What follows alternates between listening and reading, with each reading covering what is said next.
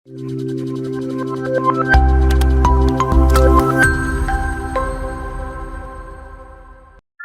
അപ്പൊ കഴിഞ്ഞ ക്ലാസ്സിൽ നിങ്ങൾക്ക് കണ്ടപ്പോ മനസ്സിലായിട്ടുണ്ടാവും നമ്മുടെ സബ്ജക്ട് ഏതാണ്, അതുപോലെ എത്ര യൂണിറ്റ്സ് ഉണ്ട്, ആ ഓരോ യൂണിറ്റും എന്തൊക്കെയാണ് എന്നുള്ളത് ഒരു ബ്രീഫ് ഐഡിയ ഒക്കെ കിട്ടിക്കാണും അല്ലെ. അപ്പൊ ഇന്നത്തെ ക്ലാസ്സിൽ നമ്മൾ ഡയറക്റ്റ്ലി നമ്മുടെ ക്ലാസ്സിലെ ഫസ്റ്റ് യൂണിറ്റിലോട്ട് പോവുകയാണ്. Introducing early modern. അപ്പൊ ഈ ഒരു യൂണിറ്റിൽ നമ്മൾ എന്തൊക്കെ കാര്യങ്ങളാണ് പഠിക്കാനായിട്ട് പോകുന്നത്? ഫസ്റ്റ്ലി നമ്മൾ എന്താണ് ഏർലി മോഡേൺ വെസ്റ്റ് എന്ന് പറയുന്ന ടേം പരിചയപ്പെടുന്നു.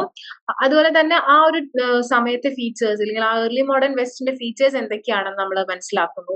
അതുപോലെ ആ ഒരു സമയത്ത് ഉണ്ടായിരുന്ന പൊളിറ്റീസും സിവിൽ സൊസൈറ്റീസും ഒക്കെ എങ്ങനെയാണ് ഫോം ചെയ്ത് വന്നിട്ടുള്ളത് നോക്കുന്നു.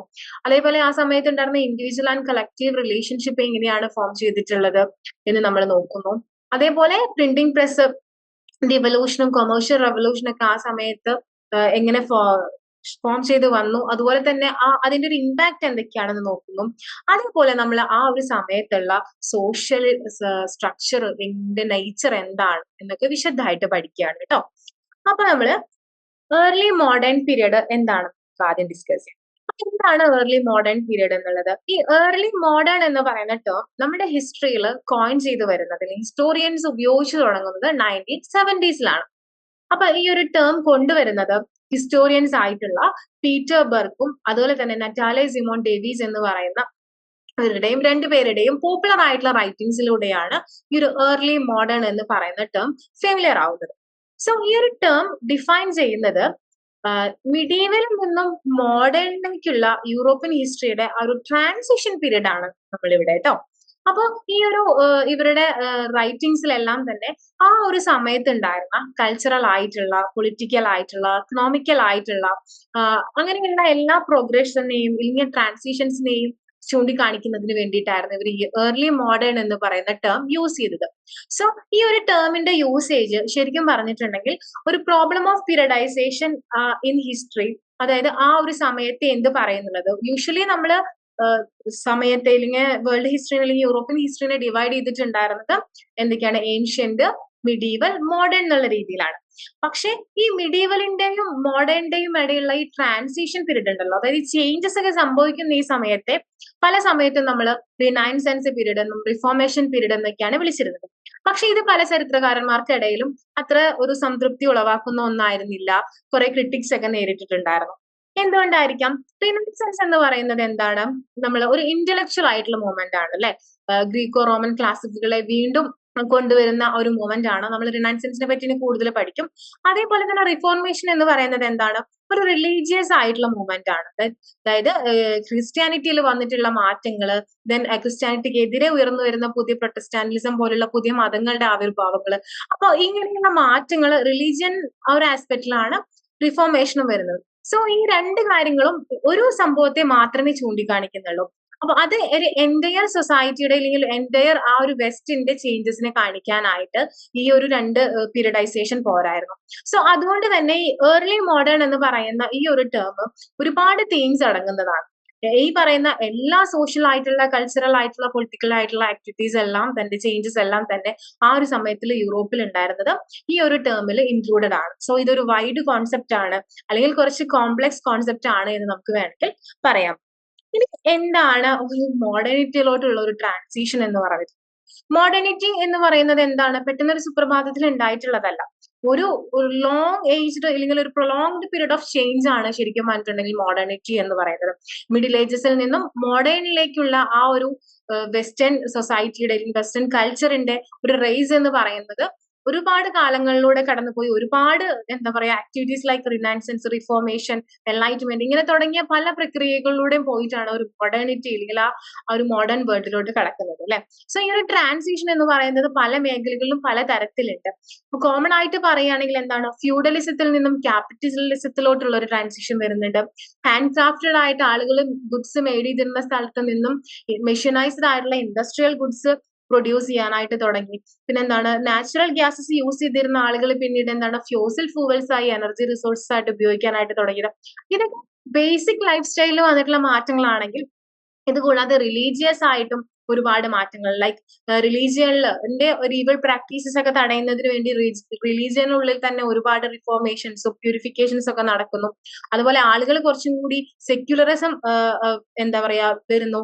ആളുകൾക്കിടയിലേക്ക് ഇഷ്ടമുള്ള മതം സ്വീകരിക്കാനും അതുപോലെ തന്നെ ഏതെങ്കിലും ഒരു മീൻസ് ഡീസെൻട്രലൈസ്ഡ് ആയിട്ടുള്ള പൊളിറ്റീസ് ലൈക്ക് എന്താ പറയാ ഏതെങ്കിലും ഒരു പ്രഭുക്കന്മാരുടെ കീഴിലായിരുന്നു നമ്മൾ കാണുമ്പോൾ യൂറോപ്പിൽ ഉണ്ടായിരുന്ന മിഡിൽ ഏജസിലെ ഭരണം അല്ലെങ്കിൽ മിഡീവൽ പീരീഡിൽ ലാൻഡ് ലോഡ്സ് ആയിരുന്നു ഭരിച്ചിരുന്നതെങ്കിൽ അതിൽ നിന്നും മാറ്റി നാഷൻ ഫോർമേഷൻ അല്ലെങ്കിൽ സ്റ്റേറ്റ് ഫോർമേഷൻ എന്ന രീതിയിലോട്ട് എത്തുന്നു.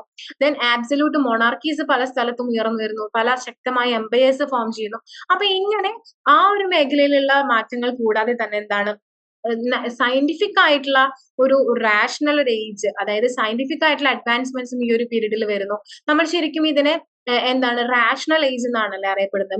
മിഡിൽ ഏജസിനെ നമുക്ക് ഡാർക്ക് ഏജസ് എന്നാണ് പറയുന്നത്. കാരണം എന്താണ്, അവിടെ ഒരു രീതിയിലുള്ള പുരോഗമനങ്ങളോ അല്ലെങ്കിൽ ഒരു രീതിയിലുള്ള മോഡേണൈസേഷനോ ഒന്നും തന്നെ ഉണ്ടായിരുന്നില്ല. ലൈക്ക് എല്ലാം നമ്മൾ എന്താണ് ദൈവത്തിൽ അർപ്പിച്ച് അല്ലെങ്കിൽ ഒരു തിയോസെൻട്രിക് ആയിട്ടുള്ള ഒരു സൊസൈറ്റി ആയിരുന്നു. ദൈവമാണ് എല്ലാത്തിനും കാരണം എന്ന് അടിയുറച്ച് വിശ്വസിച്ചിരുന്ന ഒരു സമൂഹത്തിൽ നിന്നും യുക്തിപരമായിട്ട് കാര്യങ്ങളെ അനുഭവത്തിന്റെ വെളിച്ചത്തിൽ ആളുകൾ പഠിക്കാനായിട്ട് തുടങ്ങുക, റാഷണൽ ആയിട്ട് ചിന്തിക്കുക. എന്തൊരു കാര്യത്തെയും പഠിക്കുമ്പോൾ വൈ ഹൗ എന്ന് പറയുന്ന ഈ രണ്ട് ക്വസ്റ്റ്യൻസും ആൻസർ ചെയ്തുകൊണ്ട് പഠിക്കാൻ മനുഷ്യൻ തുടങ്ങുന്നു എന്നുള്ളതാണ്. പിന്നെ അതേപോലെ തന്നെ എലൈറ്റ് ഡോമിനേറ്റഡ് ആയിട്ടുള്ള ഒരു പൊളിറ്റിക്സിൽ നിന്നും ആളുകളിലേക്ക് പൊളിറ്റിക്സിനെ പറ്റിയിട്ട് കോമൺ ആയിട്ടുള്ള ആളുകൾ രാഷ്ട്രീയം ചർച്ച ചെയ്യുകയും പൊളിറ്റിക്കൽ പോളിസീസിനെ പറ്റി പഠിക്കുകയും അതിനെതിരെ ശബ്ദമുയർത്താനുമുള്ള നാച്ചുറൽ റൈറ്റ്സിനെ പറ്റി ഒരു ബോധവാന്മാരായിരിക്കും. ഫ്രീഡം, ഈക്വാലിറ്റി തുടങ്ങിയ പോലുള്ള പല കാര്യങ്ങളും ജനങ്ങൾക്കിടയിൽ ചർച്ചാ വിഷയമാകും. അവർ അതിനു വേണ്ടി പോരാടാനൊക്കെ പതുക്കെ തുടങ്ങുന്നു. ശരിക്കും ഒരു പബ്ലിക് സ്പേസ് ഉണ്ടാക്കുകയാണല്ലേ, ആളുകൾക്ക് തുറന്ന് സംസാരിക്കാനും ആളുകൾ രാഷ്ട്രീയത്തിലോട്ടും അതുപോലെ തന്നെ എക്കോണമിയിലോട്ടും സൊസൈറ്റിയിലോട്ടും ഒക്കെ ആർട്ടിലോട്ടൊക്കെ ഡയറക്ട്ലി ഇറങ്ങി ചെല്ലുന്ന ഒരു പബ്ലിക് ആയിട്ടുള്ള ഒരു സ്പേസിന്റെ ഫോർമേഷൻ. അപ്പൊ ഇതൊക്കെ ഈ പറയുന്ന മോഡേണിറ്റിയുടെ ഭാഗമായിട്ട് വന്നിട്ടുള്ളതാണ്. ഈ പ്രോസസ് എല്ലാം തന്നെ നമ്മൾ ഡീറ്റെയിൽ ആയിട്ട് നോക്കുന്നുണ്ട്. ഓക്കെ, അപ്പൊ ഇതെല്ലാം കൊണ്ട് തന്നെ ഈ ഒരു പീരീഡ് എന്ന് പറയുന്നത് എന്താണ്, മോഡേണിറ്റിയിലോട്ടുള്ള ഒരു ട്രാൻസിഷണറി പീരീഡ് ആയിട്ട് നമ്മൾ കൺസിഡർ ചെയ്യും. ഓക്കെ, ഇനി എങ്ങനെ ഈ ഒരു പീരീഡിനെ ഞാൻ നേരത്തെ പറഞ്ഞു, നമ്മൾ ഏർലി മോഡേൺ വെസ്റ്റ് അല്ലെങ്കിൽ ഏർലി മോഡേൺ എന്ന് പറയുന്ന പീരിയഡൈസേഷൻ എന്ന് പറയുന്നത് ഈ ഒരു സമയത്തെ പീരിയഡൈസേഷന്റെ പ്രോബ്ലത്തെ നമുക്ക് ലഘൂകരിക്കാനായിട്ട് അല്ലെങ്കിൽ ഹിസ്റ്റോറിയൻസിനുള്ള കൺഫ്യൂഷൻ തീർക്കാനായിട്ട് ഉപകാരപ്രദമായി എന്ന് പറഞ്ഞു. പക്ഷെ എങ്കിലും ഇങ്ങനെ ഒരു പീരിയഡൈസേഷൻ കൊണ്ടുവരുമ്പോൾ അതിലും കുറച്ച് പ്രോബ്ലംസ് അല്ലെങ്കിൽ അതിന്റെയും കുറച്ച് ക്രിട്ടിക്സ് ഉയർന്നിട്ടുണ്ട്. അതെന്തൊക്കെയാണെന്ന് വെച്ചിട്ടുണ്ടെങ്കിൽ, ഫസ്റ്റ്ലി എന്തിനാണ് നമ്മൾ പീരിയഡൈസ് ചെയ്യുന്നത് ചരിത്രത്തെ, അല്ലെങ്കിൽ ഓരോ നമ്മൾ കാലഘട്ടങ്ങളായി തിരിച്ചിട്ട് ചരിത്രത്തെ പഠിക്കുന്നത് എന്തിനാണ്? ചരിത്രം നമുക്ക് കൃത്യമായ രീതിയിൽ മനസ്സിലാക്കുന്നതിനും കോംപ്രിഹെൻസീവ് ആയിട്ട് അതിനെ അറിയുന്നതിനും വേണ്ടി, മീൻസ് അതിന്റെ ഒരു എന്താ പറയാ അലോക്കേഷൻ അല്ലെങ്കിൽ കൃത്യമായ രീതിയിൽ അതിനെ അടക്കി വെക്കുന്നതിനും മനസ്സിലാക്കുന്നതിനും വേണ്ടിയിട്ടൊക്കെയാണ് നമ്മൾ ചരിത്രത്തെ പീരിയഡ്സ് ആയിട്ട് തിരിക്കുന്നത് അല്ലെ. അപ്പോ എക്സാമ്പിൾ പറയുകയാണെങ്കിൽ, ഇപ്പോൾ വളരെ സിമ്പിൾ ഒരു എക്സാമ്പിൾ നോക്കുകയാണെങ്കിൽ, ഇന്ത്യൻ ഹിസ്റ്ററിയെ നമ്മൾ പല രാജാക്കന്മാരും ഭരിച്ചിരുന്ന സമയത്തെ അവരുടെ കാലഘട്ടമായിട്ട് പറയുന്നുണ്ട്. ലൈക്ക് ഗുപ്ത പീരീഡ് എന്ന് പറയുന്നത് എന്താണ്, ഗുപ്താസ് ഭരിച്ചിരുന്ന കാലഘട്ടത്തെയാണ് നമ്മൾ ഗുപ്ത പീരീഡ് എന്ന് പറയുന്നത്. സോ ആ കാലഘട്ടം അറിയപ്പെടുന്നത് ആ റൂളിംഗ് ഫാമിലിയുടെ പേരിലാണ്. അതേപോലെ തന്നെയാണ് പോസ്റ്റ് ഗുപ്ത പീരീഡ് എന്ന് പറയുന്നത്, നമ്മൾ അതിനുശേഷമുള്ള കാലഘട്ടം നമ്മൾ ഈ ഒരു റൂളിംഗ് ഫാമിലിയുടെ ഒരു ഇതിൽ പറയുന്നു. ഇതേപോലെ പല ക്രൈറ്റീരിയാസ്, സോഷ്യൽ ആയിട്ടുള്ള, കൾച്ചറൽ ആയിട്ടുള്ള, എക്കണോമിക്കൽ ആയിട്ടുള്ള എല്ലാ ഓരോ മീൻസ് ഓരോ എഫക്റ്റിന്റെയോ അല്ലെങ്കിൽ ഏതെങ്കിലും ഫിനോമിനാസിന്റെയോ ബേസിസിൽ നമ്മൾ സമയത്തെ അല്ലെങ്കിൽ ഹിസ്റ്ററിയെ കാലഗണനപ്പെടുത്തി പഠിക്കുന്നു എന്നുള്ളതാണ്. അതേപോലെ നമ്മൾ പറയുന്നു 1990s 1616s അതൊക്കെ പറയുന്നത് 90കളിൽ മീൻസ് 60കളിൽ, ഇതെല്ലാം തന്നെ ക്രൊണോളജിക്കൽ ആയിട്ടുള്ള ഒരു ഓർഡറിന്റെ ബേസിലാണ്. അപ്പൊ ഇങ്ങനെ ഓരോ ബേസിലും നമ്മൾ ചരിത്രത്തെ ഡിവൈഡ് ചെയ്തിട്ട് ഓരോരോ കാലഘട്ടങ്ങളായിട്ട് നമുക്ക് പഠിക്കുവാൻ എളുപ്പത്തിനും അതിന്റെ ക്രൈറ്റീരിയക്ക് അനുസരിച്ചിട്ടും ഡിവൈഡ് ചെയ്യുന്നുണ്ട് അല്ലെ.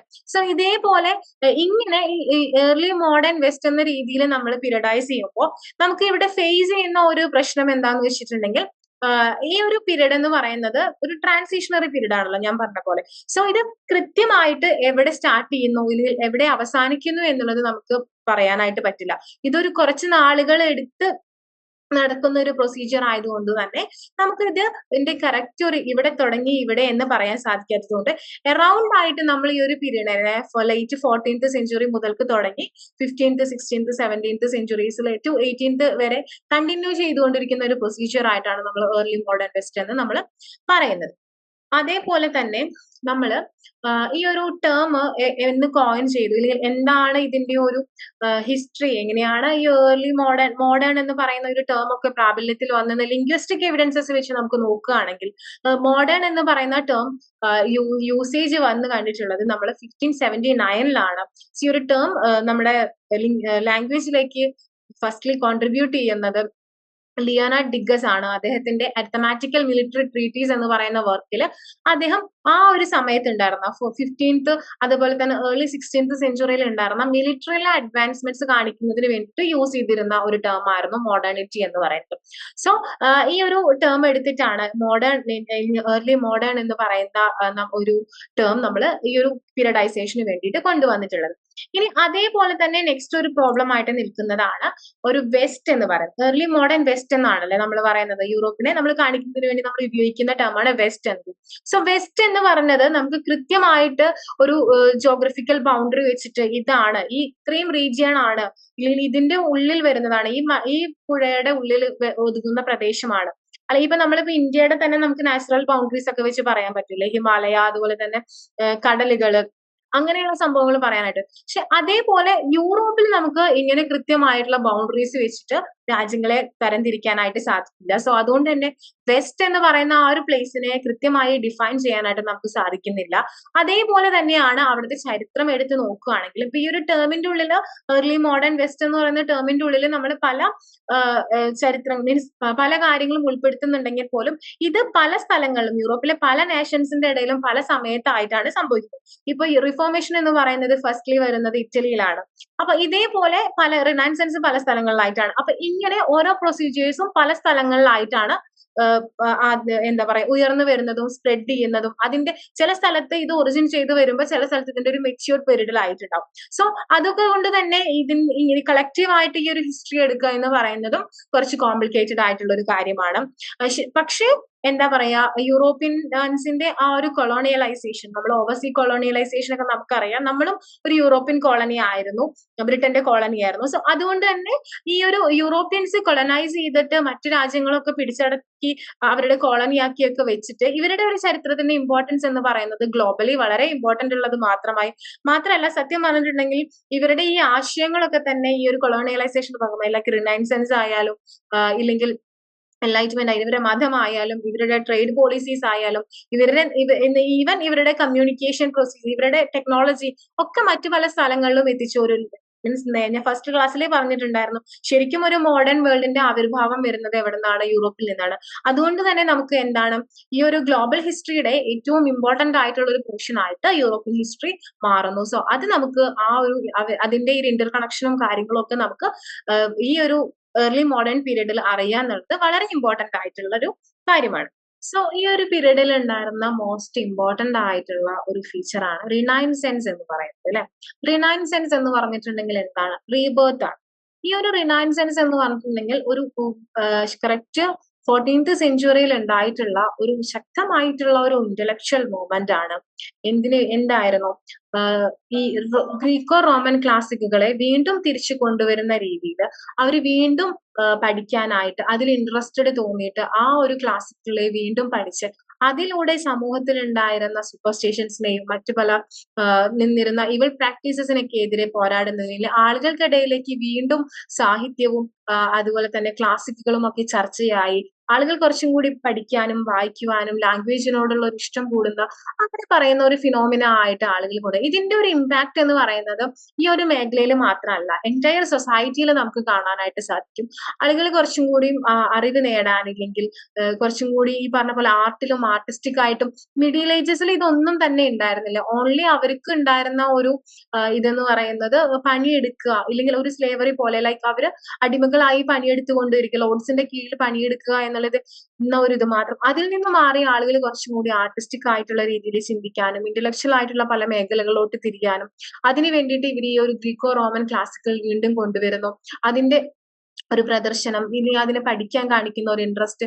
സോ ഇത് ശരിക്കും പറഞ്ഞിട്ടുണ്ടെങ്കിൽ ഒരു ഔട്ട് ബ്രേക്ക് ആണ്. അതായത് മിഡിൽ ഏജസിൽ നിന്നും ഒരു ഔട്ട് ബ്രേക്ക് ആണ് ഈ ഒരു റിനൈൻസെൻസ് എന്ന് പറയുന്ന ആ ഒരു പീരീഡ്, അല്ലെങ്കിൽ റിനൈൻസെൻസ് എന്ന് പറയുന്ന ആ ഒരു ഫിനോമിനൻ ചരിത്രത്തിൽ കൊണ്ടുവരുന്നത്. അതേപോലെ തന്നെയാണ് ഹ്യൂമാനിസം എന്ന് പറയുന്നത്. ഈ ഹ്യൂമാനിസം എന്നത് അപ്പൊ ഹ്യൂമാനിസം ഡിസ്കസ് ചെയ്യുന്നത് എന്താണ്? ഹ്യൂമാനിസം എന്ന് പറയുന്നത് റിനൈൻ സെൻസിന്റെ മോസ്റ്റ് ഇമ്പോർട്ടന്റ് ആയിട്ടുള്ള ഒരു ഇന്റലക്ച്വൽ ആസ്പെക്ട് ആയിട്ടാണ് ഹ്യൂമാനിസത്തെ പറയുന്നത്. ഈ ഹ്യൂമാനിസത്തിൽ നമ്മൾ ഡിസ്കസ് ചെയ്യുന്നത് ഹ്യൂമൻസിനെയാണ്, അല്ലെങ്കിൽ മാനെയാണ്. മനുഷ്യന്റെ പൊട്ടൻഷ്യലിനെ പറ്റി പഠിക്കുകയും മനുഷ്യനെ പറ്റി സംസാരിക്കുകയും ചെയ്യുന്ന ആ ഒരു ആസ്പെക്ട് ആണ് ഹ്യൂമാനിസം എന്ന് പറയുന്നത്, മാനവികത. അപ്പോ ഈ ഹ്യൂമാനിസത്തില് ഈ ഒരു തോട്ടില് ഡിസ്കസ് ചെയ്യുന്നത്, അല്ലെങ്കിൽ ഈ ഒരു മൂവ്മെന്റിൽ ഡിസ്കസ് ചെയ്യുന്നത് മനുഷ്യനെ എങ്ങനെ മീൻസ് എല്ലാ കാര്യങ്ങളും അറ്റൈൻ ചെയ്യാം, അല്ലെങ്കിൽ മനുഷ്യനെ ഫോക്കസ് ചെയ്തുകൊണ്ട് മനുഷ്യന്റെ ആക്ടിവിറ്റീസിനെ ഫോക്കസ് ചെയ്തുകൊണ്ടിട്ടുള്ള പഠനങ്ങൾ, ലൈക്ക് മനുഷ്യൻ എങ്ങനെ ചരിത്രത്തെ നിർമ്മിക്കുന്നു, എങ്ങനെ എംപയേഴ്സ് ബിൽഡ് ചെയ്യുന്നു, എങ്ങനെ ലാംഗ്വേജസ് പഠിക്കുന്നു, അല്ലെങ്കിൽ ആർട്ട് ആൻഡ് ആർക്കിടെക്ചറിൽ എങ്ങനെ അവന്റെ പൊട്ടൻഷ്യൽസ് കാണിക്കാൻ പറ്റുന്നു. സോ ഇങ്ങനെ മനുഷ്യനെ കോൺസെൻട്രേറ്റ് ചെയ്തുകൊണ്ട്, മനുഷ്യന്റെ കഴിവുകളെ കോൺസെൻട്രേറ്റ് ചെയ്തുകൊണ്ടിട്ടുള്ള ആ ഒരു എന്താ പറയാ ആസ്പെക്ട് ആണ്, ഒരു നയൻ സെൻസിന്റെ ആസ്പെക്ട് ആണ് നമ്മൾ ഹ്യൂമാനിസം ആയിട്ട് പറയുന്നത്. അപ്പോ ഇങ്ങനെ ഒരു കോട്ടും കൂടി പറയുന്നുണ്ട്, man is answerable for all questions എന്നുള്ളത്. അതായത് മനുഷ്യനാണ് എല്ലാ കാര്യങ്ങളും തീരുമാനിക്കുന്നത് എന്നുള്ള രീതിയിൽ. നമ്മൾ മിഡീവൽ ഏജസിലോട്ട് പോവുകയാണെങ്കിൽ ആ ഒരു പീരീഡിൽ നമുക്ക് കാണാം കുറെ സൂപ്പർസ്റ്റിഷൻസ് ഉണ്ട്, ദൈവത്തെ സംബന്ധിച്ചും ചർച്ചിനെ സംബന്ധിച്ചും എല്ലാം തന്നെ. സോ കൺട്രോൾ ചെയ്തിരുന്നത് അവിടെയാണ്. അവിടെ ഒരു ഹ്യൂമൻ എന്ന് പറയുന്ന ഒരു ആസ്പെക്ടിന് ഒരു ഇമ്പോർട്ടൻസ് ഉണ്ടായിരുന്നില്ല. ഗോഡ് സെന്റേർഡ് ആയിരുന്നു, തിയോ സെന്റേർഡ് ആയിരുന്നു. ഇല്ലെങ്കിൽ ഏതെങ്കിലും ഒരു എലൈറ്റ് മാന് മാത്രം ഉണ്ടായിരുന്ന ഒരു ഹയർ പൊസിഷൻ മാത്രമേ ഉണ്ടായിരുന്നുള്ളൂ. മനുഷ്യനെ പറ്റിയിട്ടോ മനുഷ്യന്റെ കലാവാസനകളെ പറ്റിയിട്ടോ അവന്റെ അഭിരുചികളെ പറ്റിയിട്ടോ ഒന്നും ഡിസ്കസ് ചെയ്യുന്നുണ്ടായിരുന്നില്ല. സോ ഈ ഒരു പീരീഡ് ആകുമ്പോഴേക്കും അതിനെ പറ്റിയൊക്കെ ചർച്ചകളിലേക്ക് വരുന്നു. അതാണ് ഈ ഹ്യൂമാനിസം എന്ന് പറയുന്ന ഒരു ആസ്പെക്ട്സിൽ നമ്മൾ ഡിസ്കസ് ചെയ്യുന്നത്. ഓക്കെ, ഇനി അടുത്തതാണ് വളരെ ഇമ്പോർട്ടന്റ് ആയിട്ടുള്ള സയന്റിഫിക് അഡ്വാൻസസ്. അപ്പൊ ഈ ഒരു പീരീഡിലാണ് ശരിക്കും പറഞ്ഞാൽ മോഡേൺ സയൻസിന്റെ ഒരു ആവിർഭാവം നമുക്ക് കാണാനായിട്ട് സാധിക്കും. മിഡീവൽ പീരീഡിൽ ഒന്നും നമുക്ക് കാര്യമായിട്ടുള്ള രീതിയിലുള്ള സയന്റിഫിക് ആയിട്ടുള്ള അഡ്വാൻസ്മെന്റ്സോ അല്ലെങ്കിൽ കോൺട്രിബ്യൂഷൻസോ ഒന്നും തന്നെ ഇല്ല.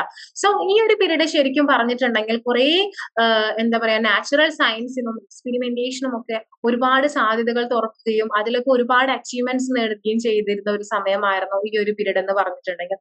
സോ ഈ ഒരു പീരീഡിൽ ഞാൻ പറഞ്ഞല്ലോ, മനുഷ്യൻ എല്ലാത്തിനെയും എക്സ്പീരിമെന്റൽ ഒരു മൈൻഡോട് കൂടിയിട്ട്, അല്ലെങ്കിൽ എല്ലാത്തിനെയും ഒരു എംപിരിക്കൽ ഒരു മെന്റാലിറ്റിയോട് കൂടിയിട്ട് സമീപിക്കുന്ന ഒരു സമയമാണ്. എന്തുകൊണ്ട് ഇങ്ങനെ സംഭവിച്ചു, അല്ലെങ്കിൽ അനുഭവത്തിന്റെ വെളിച്ചത്തിൽ എല്ലാത്തിനെയും ഒന്ന് എക്സ്പെരിമെന്റ് ചെയ്തുകൊണ്ട് വരുന്ന അതിനെ എന്താ പറയാ ഈ പറഞ്ഞ പോലെ പരിപോഷിപ്പിക്കാനായിട്ടുള്ള ആളുകളും ഉയർന്നു വന്നപ്പോൾ മനുഷ്യന്റെ ഒരു സയന്റിഫിക് ആയിട്ടുള്ള ആ ഒരു അഡ്വാൻസ്മെന്റ്, അല്ലെങ്കിൽ അറിയുവാനുള്ള ആ ത്വര, പഠിക്കുവാനുള്ള ആ ഒരു ഇൻട്രസ്റ്റും കാര്യങ്ങളൊക്കെ മുന്നോട്ട് വന്നു. ഒരുപാട് കോൺട്രിബ്യൂഷൻസ് മോഡേൺ സയൻസിന് നൽകിയിട്ടുള്ള ഒരു കാലഘട്ടമാണ് ഈ ഒരു ഏർലി മോഡേൺ പീരീഡ് എന്ന് പറയുന്നത്. സോ നമുക്ക് എക്സാമ്പിൾസ് ഒക്കെ എടുത്ത് നോക്കുകയാണെങ്കിൽ നിക്കോളസ് കോപ്പർനിക്കസിന്റെ ഹീലിയോസെൻട്രിക് മോഡൽ എന്ന് പറയുന്ന തിയറി അദ്ദേഹം കൊണ്ടുവന്നത് തന്നെ ഇതിന്റെ ഒരു ഫസ്റ്റ് അഡ്വാൻസ്മെന്റ് ആയിട്ട്, അല്ലെങ്കിൽ സയന്റിഫിക് അഡ്വാൻസ്മെന്റ് ആയിട്ട് നമുക്ക് കൺസിഡർ ചെയ്യാം. സോ അതുവരെ നമ്മൾ വിശ്വസിച്ചിട്ടുണ്ടായിരുന്നു 4th സെഞ്ചുറി മുതൽ ഒരു ജിയോ സെൻട്രിക് മോഡൽ ആയിരുന്നു, നമ്മൾ യൂണിവേഴ്സ് ആയിരുന്നു എന്നുള്ളതാണ് വിശ്വസിച്ചിരുന്നത്. സോ ആ തിയറി പ്രകാരം എങ്ങനെയായിരുന്നു, എർത്ത് ആണ് യൂണിവേഴ്സിന്റെ സെന്റർ എന്ന് പറയുന്നത്. ബാക്കിയുള്ള സെലസ്റ്റിയൽ ബോഡീസ് എല്ലാം തന്നെ എർത്തിനെ റിവോൾവ് ചെയ്തിട്ടാണ് പോകുന്നത്. സോ എർത്ത് സെന്റേർഡ് ആയിട്ടുള്ള, ജിയോ സെന്റേർഡ് ആയിട്ടുള്ള ഒരു മോഡലാണ് നമ്മുടെ സെലസ്റ്റിയൽ സിസ്റ്റത്തിന് ഉണ്ടായിരുന്നത്, യൂണിവേഴ്സിനുള്ളത് എന്നാണ് നമ്മൾ വിശ്വസിച്ചു പോയിരുന്നത്. എന്നാൽ ഇദ്ദേഹത്തിന്റെ ഈ കോപ്പർനിക്കസിന്റെ ഒരു ഹീലിയോസെൻട്രിക് ആ ഒരു കണ്ടുപിടുത്തത്തോട് കൂടിയിട്ട് ഈ ഒരു വിഷൻ വിഷൻ അല്ല, വ്യൂ തന്നെ മാറി മറിയുകയാണ്.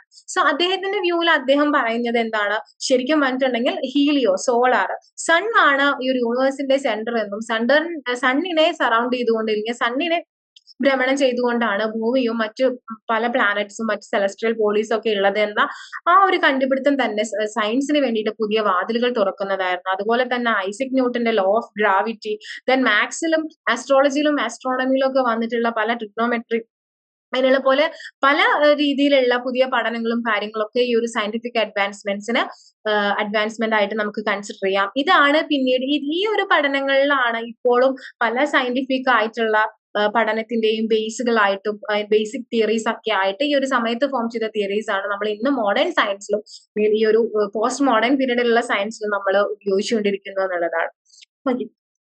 അതുപോലെ തന്നെ നെക്സ്റ്റ് ചേഞ്ച് വരികയാണ് എക്കണോമിക്കൽ ആയിട്ടുള്ള, അതുപോലെ തന്നെ റിലീജിയസ് ആയിട്ടുള്ള ചേഞ്ച്. എക്കോണമിക്കൽ ആയിട്ടുള്ള ചേഞ്ചിനെ നമുക്ക് അറിയാൻ പറ്റും. ഫ്യൂഡൽ മോഡ് ഓഫ് പ്രൊഡക്ഷനിൽ നിന്നും ഒരു ക്യാപിറ്റലിസ്റ്റ് മോഡ് ഓഫ് പ്രൊഡക്ഷനിലോട്ട് മാറുന്നു. ഫ്യൂഡൽ മോഡ് ഓഫ് പ്രൊഡക്ഷൻ എന്ന് പറഞ്ഞിട്ടുണ്ടെങ്കിൽ എന്താണ്, സൊസൈറ്റിയുടെ ഒരു സെൽഫ് സഫിഷ്യൻസിക്ക് വേണ്ടി മാത്രം പ്രൊഡ്യൂസ് ചെയ്തിട്ട് ഏതെങ്കിലും ഒരു ലോഡിന് വേണ്ടിയിട്ട് ഇൻ റിട്ടേൺ അവർക്ക് ഒരു മിലിറ്ററി അസിസ്റ്റൻസ് എന്നുള്ള രീതിയിൽ പ്രൊഡ്യൂസ് ചെയ്ത് കൊടുത്തിരുന്ന സ്ഥലത്ത് നിന്നും ഗുഡ്സോ മണിക്കോ വേണ്ടിയിട്ട് എന്താ പറയാ അഗ്രികൾച്ചർ ആണെങ്കിലും അതുപോലെ തന്നെ പ്രോഫിറ്റ് ഓറിയന്റഡ് ആയിട്ടുള്ള ഒരു പ്രൊഡക്ഷനും കാര്യങ്ങളൊക്കെ വരുന്നു എന്നുള്ളതാണ്. അതേപോലെ തന്നെ റിലീജിയസ് ആയിട്ട് നോക്കുമ്പോൾ ഈ പറഞ്ഞ പോലെ റിഫോർമേഷൻ കാത്തലിക് ചർച്ചിന്റെ ഒരു പവറിൽ ഒരുപാട് ചലഞ്ചസ് വരുന്നു, ഒരുപാട് ഡിസ്പ്യൂട്ട്സ് വരുന്നു. അതിന്റെ ഭാഗമായിട്ട് പ്രൊട്ടസ്റ്റാന്റിലിസം പോലുള്ള പുതിയ മതങ്ങൾ വരുന്നു. അത് കൂടാതെ തന്നെ കാത്തലിക് ചർച്ചിൽ തന്നെ ഈ ക്രിറ്റിസിസം ഒക്കെ അവർ മനസ്സിലാക്കിയിട്ട് അതിൽ കുറെ റിഫോർമേഷൻസ് ഇല്ലെങ്കിൽ അതിൽ തന്നെ ഒരു പ്യൂരിഫിക്കേഷൻ ഒക്കെ നടത്തി പുതിയ രീതിയിൽ മാറുന്നു എന്നുള്ളതാണ്. പിന്നെ നെക്സ്റ്റ് പറയാവുന്നതാണ് ആ ഒരു സമയത്ത് ഏറ്റവും ഇമ്പോർട്ടന്റ് ആയിട്ടുള്ള ഫീച്ചർ ആയിട്ട് പറയുന്നത് എക്സ്പ്ലോറേഷൻ ആൻഡ് കൊളോണിയലൈസേഷൻ എന്ന് പറയുന്നത്. സോ യൂറോപ്പിലുള്ള ഈ പറഞ്ഞ റിനൈൻസൻസിലും അതുപോലെ തന്നെ റിഫോർമേഷനും ദെൻ ഈ സയന്റിഫിക് അഡ്വാൻസ്മെന്റ്സും കാര്യങ്ങളൊക്കെ തന്നെ അവയെ പുതിയ പല കാര്യങ്ങൾ പഠിക്കാനും പുതിയ പുതിയ കോണ്ടിനെന്റ്സിനെ പറ്റി അറിയാനും പുതിയ പുതിയ രാജ്യങ്ങളുടെ ചരിത്രത്തെ അറിയുവാനും അല്ലെങ്കിൽ അവരെ മായിട്ട് കണക്ഷൻ വരുത്താനും ഒക്കെ ഭാഗമായിട്ട് ഇവര് പല സാഹസികമായിട്ടുള്ള യാത്രകളും കടൽ മാർഗം തന്നെ ഇവര് കണ്ടക്ട് ചെയ്യുന്നു അല്ലെങ്കിൽ അത് നടത്തുന്നു. അങ്ങനെ ക്രിസ്റ്റഫർ കൊളംബസ് എന്ത് ചെയ്യുന്നു, അമേരിക്ക കണ്ടുപിടിക്കുന്നു. സോ ഇത് ഇവരുടെ ഇനീഷ്യൽ കൊളോണിയലൈസേഷൻ എഫേർട്ടിന് എന്താ പറയാ വഴിയൊരുക്കുന്നു. അങ്ങനെ പതുക്കെ പതുക്കെ ഇവര് ഏകദേശം നമ്മുടെ എൻറ്റയർ ഗ്ലോബിന്റെ പല ഭാഗങ്ങളിലുമായിട്ട് ഇവരുടെ കോളനീസ് രൂപീകരിക്കുന്നു. ഈ കോളനീസിൽ നിന്നെല്ലാം ഒരുപാട് എക്സ്പ്ലോർ ചെയ്ത് അല്ലെങ്കിൽ എക്സ്പ്ലോയിറ്റ് ചെയ്തിട്ട് ഇവരുടെ എക്കോണമി, ഇവരുടെ ഹോംലാൻഡിന്റെ എക്കോണമി ഒരു വളരെ വലിയ രീതിയിൽ വളർത്തിക്കൊണ്ടുവരുന്ന ആ ഒരു പീരീഡ് ആണ് ഇത്. അല്ലെങ്കിൽ ആ ഒരു ഇത് നമുക്ക് കാണാനായിട്ട് സാധിക്കും. കൊളോണിയലൈസേഷന്റെ ഒരു ഫേസും നമ്മുടെ ഏർലി മോഡേൺ പീരീഡിൽ നമുക്ക് കാണാനായിട്ട് പറ്റും. അതുപോലെ തന്നെ എന്താണ് ശരിക്കും ഒരു യൂറോപ്യൻ പോയിന്റ് ഓഫ് വ്യൂവില് വേൾഡിനെ കാണാനും ഗ്ലോബൽ ഹിസ്റ്ററിയെ കണക്ട് ചെയ്യുന്നതും ഈ ഒരു കൊളോണിയലൈസേഷന്റെ ഒരു ബൈ പ്രൊഡക്റ്റ് ആണ് ശരിക്കും പറഞ്ഞിട്ടുണ്ടെങ്കിൽ. സോ ഞാൻ കഴിഞ്ഞ ക്ലാസ്സിൽ പറഞ്ഞിട്ടുണ്ടായിരുന്നു അമേരിക്ക ഇൻവെന്റ് ചെയ്തത് യൂറോപ്യൻസ് ആണെന്ന് പറയുന്ന രീതിയിലുള്ള ഒരു അതേപോലെ റെസ്റ്റ് വേൾഡില് യൂറോപ്പിന്റെ ഒരു വ്യക്തിമുദ്ര പതിപ്പിക്കാൻ അല്ലെങ്കിൽ യൂറോപ്പിന്റെ ഒരു കോൺട്രിബ്യൂഷൻ കൊടുക്കാൻ അല്ലെങ്കിൽ യൂറോപ്പിനെ കണക്ട് ചെയ്യാനായിട്ട് എൻറ്റയർ ഗ്ലോബുമായിട്ട് കണക്ട് ചെയ്യാനായിട്ട് ഈ പറഞ്ഞ എക്സ്പ്ലോറേഷൻസും കൊളോണിയലൈസേഷൻസും ഒക്കെ വഴിതെളിക്കുന്നു എന്നുള്ളതാണ്. ഓക്കെ, ഇനി നമ്മൾ നോക്കാൻ പോകുന്നത് ഇതിലെ ഓരോ കോൺസെപ്റ്റുകളായിട്ടാണ്. ലൈക്ക് എന്തൊക്കെ രീതിയിലുള്ള മാറ്റങ്ങളാണ് ഈ പറയുന്ന കാര്യങ്ങളൊക്കെ വന്നിട്ടുള്ളത്. സോ ആ സമയത്ത് ഉണ്ടായിരുന്ന ഏറ്റവും ഇമ്പോർട്ടന്റ് ആയിട്ടുള്ള ഒരു കാര്യമായിരുന്നു ഒരു lack of single power centre എന്ന് പറയുന്നത്. നമുക്കറിയാം മിഡീവൽ പീരീഡിൽ നോക്കിയാൽ തന്നെ നമുക്ക് കാണാനായിട്ട് സാധിക്കും എന്തായിരുന്നു ഒരു കൃത്യമായ രീതിയിൽ ഒരു കറക്റ്റ് ഒരു സിംഗിൾ അതോറിറ്റി ഉണ്ടായിരുന്നില്ല. ഒരു വലിയൊരു എംപയറോ ഒന്നും ഉണ്ടായിരുന്നില്ല. കുറെ ലാൻഡ് ലോർഡ്സിന്റെ കയ്യിലായിരുന്നു ലാൻഡ് എന്ന് പറയുന്നത്. ദെൻ അവർക്ക് കീഴിൽ പണിയെടുക്കുന്ന കുറെ സ്ലേവ്സ്, ഫ്യൂഡൽ ലോർഡ്സിന്റെ താഴെ വരുന്ന കുറെ മീൻസ് ലോർഡ്സ് പണിക്കാര് അല്ലെങ്കിൽ സ്ലേവ്സ് എന്നുള്ള രീതിയിലായിരുന്നു അവരുടെ സമൂഹം നിലനിരുന്നത്.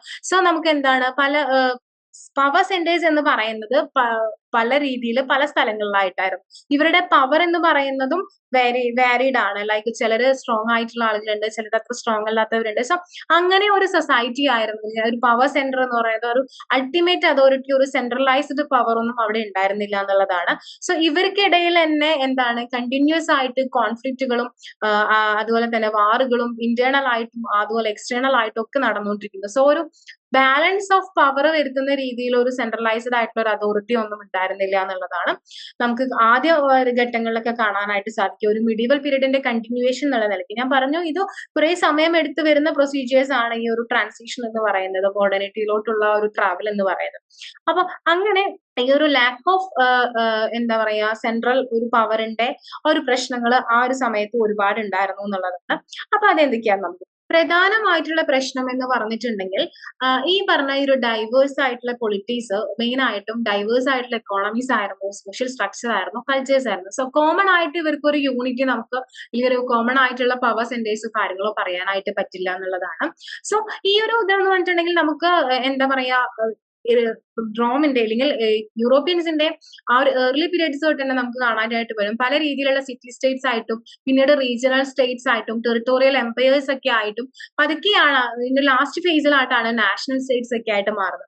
സോ ഇത് ജോഗ്രഫിക്കലിയും ഈ പറഞ്ഞ പോലെ ഡിഫറെന്റ് ആയിരുന്നത് കൊണ്ട് തന്നെ പല രീതിയിലായിരുന്നു. ജോഗ്രഫിക്കലിയും ഒരു സിറ്റി സ്റ്റേറ്റ് അല്ലെങ്കിൽ ഒരു റീജിയണൽ സ്റ്റേറ്റ് ഒരു ടെറിട്ടോറിയൽ എംപയറിന്റെ പോലെയല്ല മറ്റൊരു സ്ഥലം കരുതരുത്. സോ അതുകൊണ്ട് തന്നെ പല രീതിയിലുള്ള ഭരണങ്ങൾ, പല രീതിയിലുള്ള സുപ്രീമസിസ് കാര്യങ്ങളൊക്കെയാണ് പല സ്ഥലങ്ങളിലായിട്ട് വന്നത്. സോ കോമൺ ആയിട്ടുള്ള ഒരു പവർ എന്ന് പറയുന്നത് അവിടെ ഉണ്ടായിരുന്നില്ല എന്നുള്ളതാണ്. മാത്രമല്ല ഒരു ഈ പറഞ്ഞ ഈ ഒരു ഇന്റർ കോൺഫ്ലിക്റ്റും കാര്യങ്ങളൊക്കെ ശരിക്കും പറഞ്ഞിട്ടുണ്ടെങ്കിൽ സംഭവിച്ചതിന്റെ ഒരു ബാലൻസ് വരുന്നത് ഒരു 1648-ലൊക്കെയാണ്. ആ ഒരു റോമൻ എംപയറിൽ ഉണ്ടായിട്ടുള്ള ആ ഒരു ഇതിന്റെ ഭാഗമായിട്ട് യുദ്ധത്തിന്റെ ഭാഗമായിട്ട് സൈൻ ചെയ്തിട്ടുള്ള ഒരു ഉടമ്പടിയുടെ ഒരു ഇതിലാണ്. സോ ഇതിന്റെ ഒരു ഇതില് അങ്ങോട്ടും ഇങ്ങോട്ടും ആക്രമിക്കില്ല എന്നുള്ള ഒരു ട്രീറ്റ് സൈൻ ചെയ്തതുകൊണ്ട് തന്നെ ഇവർക്ക് പിടിച്ചടക്കാനോ ഇല്ലെങ്കിൽ അങ്ങോട്ടും ഇങ്ങോട്ടുമുള്ള ഒരു എന്താ പറയാ ആക്രമണങ്ങളോ ഒക്കെ കുറഞ്ഞു വന്നിട്ടുണ്ടായിരുന്നു. പക്ഷെ ഈ പറഞ്ഞ പോലെ ഡിപ്ലോമാറ്റിക് ആയിട്ട് എല്ലാവരും മുന്നോട്ട് പോകുന്നതിന്റെ ഭാഗമായിട്ട് ഒരു ഒരു കൃത്യമായ ഒരു യൂണിഫൈഡ് ആയിട്ടുള്ള ഒരു എംപയർ വന്ന് ഇവരെ കോൺക്വർ ചെയ്യുന്നൊന്നുമില്ല. അവരുടെ ഐഡന്റിറ്റിയിൽ തന്നെയാണ് അവർ മുന്നോട്ട് പോകുന്നത്. അതേപോലെ തന്നെ ചർച്ചും സ്റ്റേറ്റിന്റെയും ഒരു കണക്ഷൻ നമ്മൾ നോക്കുകയാണെങ്കിൽ അവിടെയും കുറെ കോൺഫ്ലിക്റ്റുകളും എന്നാൽ ഇവർക്ക് ഒരു വിധേയത്വം ഒക്കെ നമുക്ക് കാണാനായിട്ട് സാധിക്കും. ചർച്ചിന്റെയും സ്റ്റേറ്റും എന്ന് പറയുന്ന ഒരു കോൺഫ്ലിക്റ്റ് എന്ന് പറയുന്നത് വളരെ കോമൺ ആയിരുന്നു യൂറോപ്പിലെ പല കൺട്രീസിലും. പക്ഷെ എന്നിരുന്നാൽ പോലും രണ്ട് സൈഡിന്റെയും എന്താണ് അവരുടേതായ രീതിയിൽ വ്യക്തിമുദ്ര, അതായത് ചർച്ചിന്റേതായ ഇമ്പോർട്ടന്റും അതുപോലെ തന്നെ റൂളർക്ക് ഇല്ലെങ്കിൽ സ്റ്റേറ്റിന്റേതായ ഇമ്പോർട്ടൻസും ഉണ്ടായിരുന്നു എന്നുള്ളതാണ്. ചർച്ചിനോട് വിധേയത്വമുള്ള രാജാക്കന്മാർ ഭരിക്കുന്ന സ്ഥലങ്ങളിൽ ചർച്ചിന് കുറച്ചും കൂടി ഇമ്പോർട്ടൻസും കാര്യങ്ങളൊക്കെ ഉണ്ടായിരുന്നു. എന്നാൽ അതില്ലാത്ത സ്ഥലങ്ങളിൽ രാജാവ് ഒരു സെക്യുലർ ആണ്, മീൻസ് സ്വന്തമായിട്ടുള്ള നിർണയങ്ങളും തീരുമാനങ്ങളും ഒക്കെ മുന്നോട്ട് പോകുന്ന ആളാണെങ്കിൽ അവിടെ ചർച്ചിന്റെ ആ ഒരു സുപ്രീമസി എന്ന് പറയുന്നത് കുറച്ച് കുറവായിട്ട് നമുക്ക് കാണാം. എങ്കിലും പല കാര്യങ്ങൾക്ക് വേണ്ടിയിട്ടും അങ്ങോട്ടും ഇങ്ങോട്ടും നെഗോഷിയേറ്റ് ആയിട്ട് എന്ത് ചെയ്തിരുന്നു ചർച്ചിന്റെയും അതുപോലെ തന്നെ റൂളിംഗ് ക്ലാസിന്റെ ഇടയിൽ ഒരു ബാലൻസ്ഡ് ആയിട്ടുള്ള ഒരു പവർ സിസ്റ്റം ഉണ്ടായിരുന്നു. സോ പിന്നെ ആ ഒരു സമയത്ത് കണ്ടിരുന്ന ഒരു പ്രധാന ഒരു ഇതെന്ന് വെച്ചിട്ടുണ്ടെങ്കിൽ ഇവരെ കൺട്രോൾ ചെയ്യാൻ വേണ്ടിയിട്ട് ഒരു സിംഗുലർ ആയിട്ടുള്ള ഒരു കൺട്രോളിംഗ് ഇൻസ്റ്റിറ്റ്യൂഷൻ ഉണ്ടായിരുന്നില്ല എന്നുള്ളതാണ്. ഈ പറഞ്ഞ പോലെ ചർച്ചിന്റേതായ രീതിയിൽ ചർച്ചും രാജ്യത്തിന്റേതായ രീതിയിൽ രാജ്യവും രണ്ട് രീതിയിലും അവർ രണ്ടിന്റെയും ഒരു കോൺസെപ്റ്റില് പൊളിറ്റിക്കലായിട്ടും എക്കണോമിക്കലായിട്ടും കൾച്ചറലായിട്ടും ഇവർ എന്ത് ചെയ്തിരുന്നു അങ്ങോട്ടും ഇങ്ങോട്ടും കൈകടത്തിയിട്ടൊക്കെ ഒരു ഭരണം ഉണ്ടായിരുന്നു എന്നുള്ളതാണ്. സോ ഇവരുടെ ഒരു കോൺഫ്ലിക്റ്റ് അല്ലെങ്കിൽ ഒരു നിലനിൽക്കുമ്പോൾ തന്നെ ഇവർക്കിടയിൽ ഒരു സ്വീകാര്യത ഉണ്ടായിരുന്നത് കൊണ്ട് തന്നെ ഒരു കോമൺ ആയിട്ട് ഒരു സിംഗിൾ പവർ സെന്ററോ ഇല്ലെങ്കിൽ ഇവരെ അതോറിറ്റി ചെയ്യുന്ന ഒരു പവർഫുൾ ആയിട്ടുള്ള ഒരു ഇൻസ്റ്റിറ്റ്യൂഷനെ നമുക്ക് ചൂണ്ടിക്കാണിക്കാനായിട്ട് ഈ ഒരു പീരീഡിൽ ഇല്ല എന്നുള്ളതാണ്. ഇനി നമുക്ക് അടുത്തത് നോക്കുമ്പോൾ എങ്ങനെയായിരുന്നു അവിടുത്തെ സിവിൽ സൊസൈറ്റീസ് ഉണ്ടായിരുന്നത്. അപ്പൊ സിവിൽ സൊസൈറ്റീസ് എന്ന് പറഞ്ഞിട്ടുണ്ടെങ്കിൽ നമുക്കറിയാം സിവിൽ സൊസൈറ്റീസ് എന്ന് പറയുന്നത് എന്താണ്, ഒരു തേർഡ് ഗവൺമെന്റ് അല്ലെങ്കിൽ ഒരു ജനങ്ങളെ സപ്പോർട്ട് ചെയ്യുന്ന ഒരു തേർഡ് പേഴ്സൺ ആണല്ലേ. അതായത് റൂളിംഗ് ക്ലാസ്, മതം എന്നുള്ളതിനേക്കാൾ ഇതുപോലെ തന്നെ ജനങ്ങളെ സപ്പോർട്ട് ചെയ്യുന്നതിന് വേണ്ടിയിട്ട് ജനങ്ങളിൽ നിന്നുള്ള തന്നെ ഒരു അസോസിയേഷൻ ആണ് സിവിൽ സൊസൈറ്റീസ് എന്ന് പറയുന്നത്. സോ പല രീതിയിലുള്ള സിവിൽ സൊസൈറ്റീസ് നമുക്ക് കാണാനായിട്ട് പറ്റും. ഇപ്പോ ട്രേഡേഴ്സിന്റെ ഒരു അസോസിയേഷൻ ആവാം, ട്രേഡേഴ്സിന്റെ കാര്യങ്ങളും അവരുടെ അവകാശങ്ങൾ സംസാരിക്കുന്നതിനും അവരുടേതായ കാര്യങ്ങൾ നേടിയെടുക്കുന്നതിന് വേണ്ടിയിട്ടുള്ളതാവാം. അതല്ലാന്നുണ്ടെങ്കിൽ നമുക്ക് NGOs ഇന്ന് മോഡേൺ ഇതിൽ കാണുമ്പോൾ മോഡേൺ വേൾഡിൽ നോക്കുകയാണെങ്കിൽ ഇന്നത്തെ ഒരു ഇതിൽ നോക്കുകയാണെങ്കിൽ പെർസ്പെക്റ്റീവിൽ NGOs നമുക്ക് പറയാനായിട്ട് പറ്റും. നോൺ ഗവൺമെന്റൽ ഓർഗനൈസേഷൻസ് പലപ്പോഴും ജനങ്ങളുടെ പല പ്രശ്നങ്ങളിലും ഇടപെടുകയും ഗവൺമെന്റിന്റെ കണ്ണിലെത്താത്ത പല പ്രശ്നങ്ങളെയും അവർക്ക് ചൂണ്ടിക്കാണിക്കുകയും അതിന് പരിഹാരങ്ങളൊക്കെ അന്വേഷിച്ചു പോകുന്നത്. ഇങ്ങനെ അതേപോലെ തന്നെ ട്രേഡ് യൂണിയൻസ് ഇങ്ങനെയുള്ള കാര്യങ്ങളൊക്കെയാണ് നമ്മൾ സിവിൽ സൊസൈറ്റീസ് എന്ന് പറയുന്നത്. സോ ഈ ഒരു സിവിൽ സൊസൈറ്റീസിനെ സത്യം പറഞ്ഞിട്ടുണ്ടെങ്കിൽ ഈ ഒരു പീരീഡിൽ വളരെയധികം ഇമ്പോർട്ടൻസ് ഉണ്ടായിരുന്നു. ഈവൻ മിഡിൽ ഏജസ് മുതൽക്കേ തന്നെ നേരത്തെ ഈ പറഞ്ഞ പോലെ ഒരു സിംഗിൾ പവർ സെന്റർ ഇല്ലാത്തത് കാരണം ഈ ജനങ്ങളുടെ ആവശ്യങ്ങൾ അല്ലെങ്കിൽ ആളുകളുടെ ആവശ്യങ്ങൾ നേരിട്ട് നടത്തുന്നതിന് വേണ്ടിയിട്ട് സിവിൽ സൊസൈറ്റീസ് ഒക്കെ ആ ഒരു സമയത്തെ തന്നെ ഉണ്ടായിരുന്നു എന്നുള്ളതാണ്. സോ അതിന്റെ ഒരു ലെഗസി തന്നെയാണ് ആദിമ കാലഘട്ടങ്ങളിലൊക്കെ പിന്തുടർന്ന് പോന്നിരുന്നത്, ഈ ഒരു സിവിൽ സൊസൈറ്റീസിന്റെ ഒരു ഭാഗത്ത് പിന്തുടർന്ന് പോന്നിരുന്നത് എന്നുള്ളതാണ്. നമുക്കറിയാം ഫ്യൂഡലിസം ഇറ്റ്സെൽഫ് പറയുന്നത് എന്താണ്, ഒരു ഡീസെൻട്രലൈസ്ഡ് ആയിട്ടുള്ള പവർ ആണ് മ്യൂച്വൽ ഒബ്ലിഗേഷൻസിലൂടെ. അതായത് എന്താണ് എല്ലാവർക്കും അധികാരം വീതിച്ചു കൊടുക്കുന്ന ഒരു സിസ്റ്റമാണ് നമുക്ക് എന്തിൽ കാണാൻ പറ്റുന്നത്, ഫ്യൂഡലിസത്തിൽ കാണാൻ പറ്റുന്നത്. സോ അതുകൊണ്ട് തന്നെ ആ ഒരു സമയത്തെ തന്നെ സിവിൽ സൊസൈറ്റീസിന് കുറച്ച് ഇമ്പോർട്ടൻസ് ഉണ്ടായിരുന്നു എന്നുള്ളതാണ്. പിന്നെ അത് മാത്രമല്ല ഇവർക്ക് ഒരു ലോക്കൽ പവേഴ്സ് ഉണ്ടായിരുന്നു. ഇവരുടെ അതോറിറ്റിയുടെ സെൻട്രലൈസേഷൻ ഓഫ് അതോറിറ്റിയുടെ ആ ഒരു സെൻട്രലൈസിങ് ഒരു ഇത് ലിമിറ്റ് ചെയ്യുന്നതിന് വേണ്ടിയിട്ട്. സോ ഇങ്ങനെയുള്ള കാര്യങ്ങളൊക്കെ വളരെ സ്ട്രോങ് ആയിട്ടുണ്ടായിരുന്നു എന്നുള്ളതാണ്.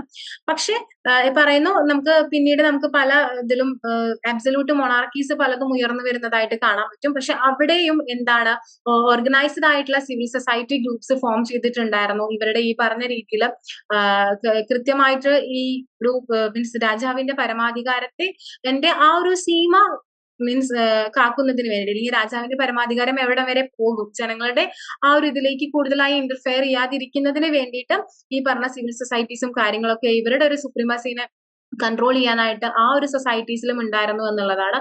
ഇതിൽ മെയിൻ ആയിട്ടും ഇൻക്ലൂഡഡ് ആയിട്ടുള്ള ആളുകൾ എന്ന് പറയുന്ന മെർച്ചന്റ്സ്, ക്രാഫ്റ്റ് വർക്കേഴ്സ്, ഇന്റലക്ച്വൽസ്, പിന്നെ ഓർഗനൈസ്ഡ് ആയിട്ടുള്ള വർക്കേഴ്സ്, ട്രേഡ് യൂണിയൻസ്. സോ ഇതൊക്കെ എന്തിനു വേണ്ടിയിട്ടായിരുന്നു? ജനങ്ങളുടെ ആവശ്യങ്ങൾ കൃത്യമായ രീതിയിൽ നടത്തുന്നതിനും അവർക്കുള്ള പ്രോബ്ലംസ് ഒരു തേർഡ് പാർട്ടി എന്നുള്ള നിലയിൽ ജനങ്ങളെ കാണിക്കുന്ന ഒരു സെക്കൻഡ് ഓർഗനൈസേഷൻ എന്നുള്ള നിലയിൽ, സെക്കൻഡ് ഗവൺമെന്റ്സ് എന്നുള്ള രീതിയിൽ സിവിൽ സൊസൈറ്റീസ് ഉണ്ടായിരുന്നു എന്നാണ് പറയുന്നത്.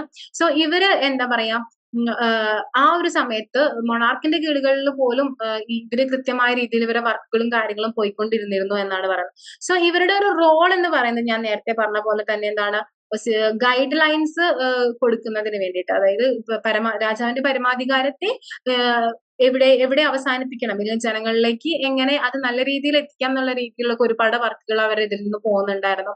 പിന്നെ അവര് മീൻസ് ട്രേഡ് ഗിൽഡ്സുകൾ ഫോം ചെയ്തിരുന്നു എന്നുള്ളതാണ് പറയുന്നത്. ദെൻ അവര് ഈ പറഞ്ഞ പോലെ ശരിക്കും പറഞ്ഞ മൊണാർക്സും ഇവരും തമ്മിൽ എന്ന് പറഞ്ഞിട്ടുണ്ടെങ്കിൽ ഒരു എക്സ്ചേഞ്ച് ഓഫ് ദെയർ ഒബ്ലിഗേഷൻ ആയിരുന്നു. വിധേയത്വം അങ്ങോട്ടും ഇങ്ങോട്ടേക്കും ഒരു ചേഞ്ച് ആയിരുന്നു. മീൻസ് ഈ ട്രേഡ് ഇല്ലെങ്കിൽ രാജ്യത്തിന്റെ വികസനത്തിന് ആവശ്യമായിട്ടുള്ള കാര്യങ്ങൾ അവര് കൃത്യമായ രീതിയിൽ മുന്നോട്ട് കൊണ്ടുപോകുമ്പോൾ അവരുടെ അധികാരങ്ങളിലൊന്നും കൈകടത്താതിരിക്കുന്ന ഒരു രീതിയിലേക്ക് റൂളേഴ്സും വരുന്ന രീതിയിലാണ് ആ ഒരു സമയത്ത് ഈ ഒരു സിവിൽ സൊസൈറ്റീസ് പ്രവർത്തിച്ചിരുന്നു എന്നാണ് പറയുന്നത്. പിന്നെ ഇവരുടെ ഒരു ഡെമോക്രൈറ്റൈസേഷൻ എന്ന് പറയുന്നത് കണ്ടിന്യൂ ചെയ്തുകൊണ്ടിരുന്ന ഒന്നായിരുന്നു. ലൈക്ക് ഈ ഒരു സിവിൽ സൊസൈറ്റി മൂവ്മെന്റ്സിലൂടെയാണ് ശരിക്കും ഡെമോക്രസി, അല്ലെങ്കിൽ ആളുകൾക്കിടയിലേക്ക് ഫ്രീഡം, ഇല്ലെങ്കിൽ ഏതെങ്കിലും ഒരു പൊളിറ്റിക്കൽ പവറിന്റെ ഓവർ എക്സ്പ്ലോയിറ്റേഷൻ ഒക്കെ തടയുക എന്നുള്ളത്. അപ്പോ ശരിക്കും പറഞ്ഞിട്ടുണ്ടെങ്കിൽ ഇവരാണ് ഒരു ഡെമോക്രസിയുടെ ഒരു സീഡ്സ് പാകിയിട്ടുള്ളത്. ഇങ്ങനെയുള്ള സിവിൽ സൊസൈറ്റീസ് ആയിരുന്നു സമൂഹത്തിൽ എന്ന് നമുക്ക് വേണമെങ്കിൽ പറയാനായിട്ട് സാധിക്കും. സോ നമ്മൾ നെക്സ്റ്റ് നോക്കുന്നത് context between individual and collective, ഈ റിലേഷൻ എങ്ങനെയായിരുന്നു ഇൻഡിവിജ്വൽ ആൻഡ് കളക്റ്റീവ് തമ്മിൽ എന്നത്. സോ നമ്മൾ ആദ്യം ഡിസ്കസ് ചെയ്യാനായിട്ട് പോകുന്നത് എങ്ങനെയാണ് ഇൻഡിവിജ്വലിസം എമർജ് ചെയ്ത് വന്നിട്ടുള്ളത്, ഇൻവെൻഷൻ ഓഫ് ഇൻഡിവിജ്വലിസം എങ്ങനെയായിരുന്നു. സോ സത്യം പറഞ്ഞാൽ ഇൻഡിവിജ്വലിസം എന്ന് പറയുന്ന ഈ ഒരു കോൺസെപ്റ്റ് ഒക്കെ സത്യം പറഞ്ഞാൽ ഉയർന്നു വന്നിട്ടുള്ളത് വെസ്റ്റിൽ തന്നെയാണ്, യൂറോപ്പിൽ തന്നെയാണ്.